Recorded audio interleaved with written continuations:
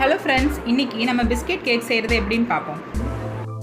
Biscuit நிறைய மிச்சம் இருந்ததுனாலோ இல்லை பிஸ்கெட்டை ஓப்பன் பண்ணி வச்சு நமத்து போனாலோ கூட இந்த கேக்குக்கு நம்ம யூஸ் பண்ணிக்கலாம்.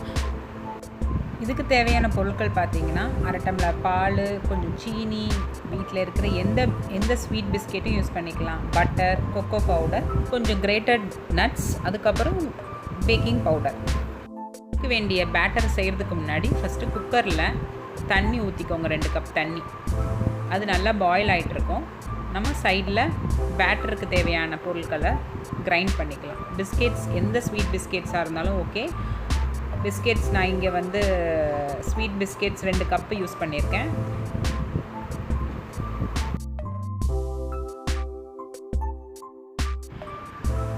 இப்போ நம்ம பிஸ்கெட்டை நல்லா திரிச்சிடலாம். பாருங்கள், நல்லா திரிச்சிட்டேன். இப்போ இதோடு சேர்த்து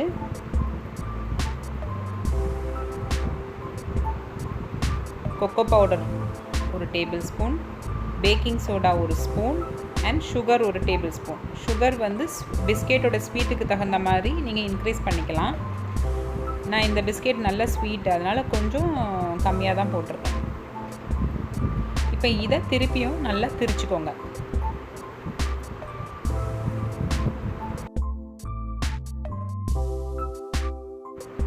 நல்லா பவுடராக திரிச்சுக்கோங்க, எந்த பிஸ்கெட்டும் விடுபட்டுறாமல்.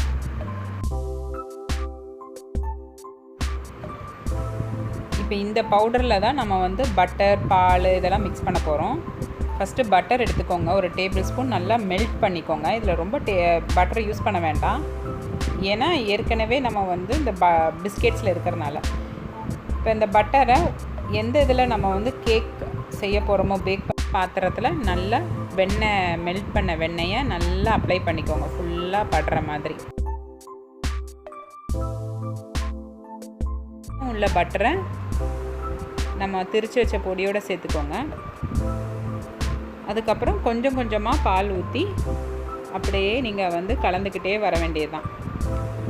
இதுக்கு இந்த பவுடருக்கு எனக்கு 200 ml மில்க்கு தேவைப்பட்டது.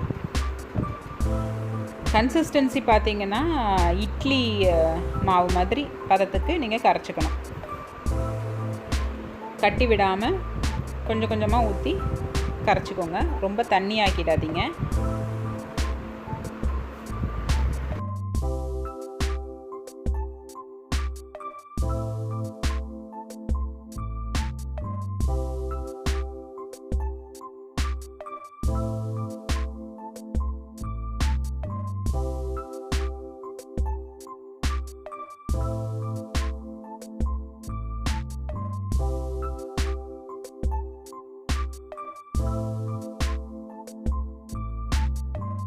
அவ்வளோதாங்க, மாவு ரெடி ஆகிடுச்சு. இப்போ நீங்கள் பாத்திரத்தில் ஊற்றிக்கோங்க. அந்த பட்டர் தடவி வச்சோம்ல, அந்த பாத்திரத்தில் ஊற்றிக்கோங்க.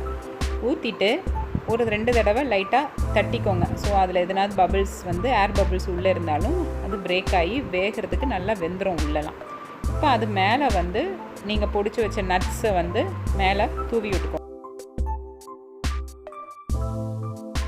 ஏற்கனவே ஒரு குக்கரில் தண்ணி ஊற்றி கொதிக்க விட்டுருக்கோம் இல்லையா, அதில் ஒரு பாத்திரம் எதுனா தட்டோ உயரமான எதனாவது ஒரு பிளேட்டோ இல்லைனா ஒரு சின்ன கிண்ணமோ வச்சு அது மேலே இந்த கேக் கலவையோடைய அந்த பாத்திரத்தை வச்சிடலாம். வச்சுட்டு நீங்கள் குக்கரை மூடி வச்சிடுங்க. விசில் போட வேண்டாம். விசில் போடாமல் 45 நிமிஷம் வரைக்கும் அதை அப்படியே நீங்கள் வச்சுருக்கணும்.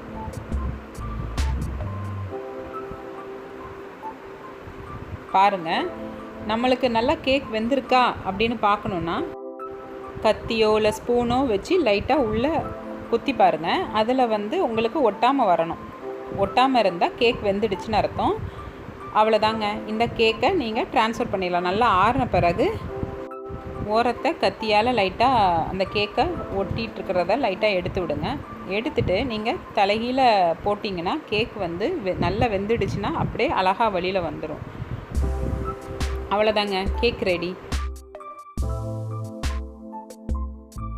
கேக் நல்ல சாஃப்டாக சூப்பராக இருக்கும். ட்ரை பண்ணி பாருங்கள். பிடிச்சிருந்தா சப்ஸ்கிரைப் பண்ணுங்கள். பாய்.